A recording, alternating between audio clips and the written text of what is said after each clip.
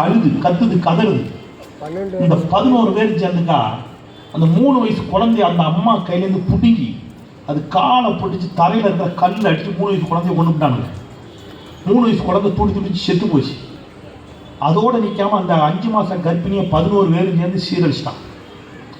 இந்த அம்மா பாவம் அந்த சகோதரி நீதிமன்றத்தின் மீது நம்பிக்கை வச்சு நீதிமன்றத்தின் படிகளெல்லாம் ஏறி இறங்கி அழுது, ஐயா இந்த அநியாயத்தை பாருங்கன்னு சொல்லி இந்த 11 பேருக்கு தண்டனை வாங்கி கொடுத்துட்டாங்க. நீதிபதி சொல்றாரு, இந்த இந்த இந்த இவனுக்கெல்லாம் மனிதர்களே இல்லை, இவர்களை கடைசி வரைக்கும் ஜெயிலில் போடுங்க. நீதிபதி ஜெயிலில் போட்டார். பாஜக ஆட்சிக்கு வருது.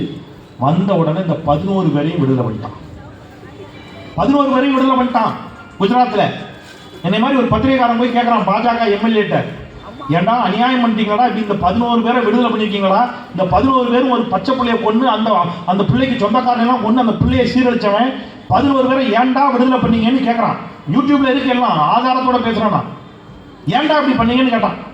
11 பேரை ஏன் விடுதலை பண்ண அப்படின்னு கேட்டதுக்கு அவன் சொன்ன பதில் என்ன தெரியுமா? பாஜக எம்எல்ஏ சொன்ன பதில் என்ன தெரியுமா? Because they are all Brahmins. தமிழ்ல உங்களுக்கு சொல்லணும்னா, ஏனென்றால் இவர்கள் எல்லோரும் பிராமணர்கள் அப்படின்னு சொன்னான் பாஜக காரன்.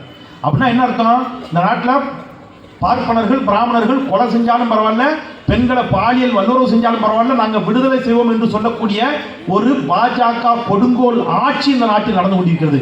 ஆனால் தமிழ்நாட்டில் ஒரு சமூக நீதி ஆட்சி, எல்லோருக்குமான ஆட்சி நடந்து கொண்டிருக்கிறது என்று சொன்னால் இதை சீரழித்து சின்னாவின்னப்படுத்துவதற்கு மதச்சண்டை இழுக்க நினைக்கிறான்.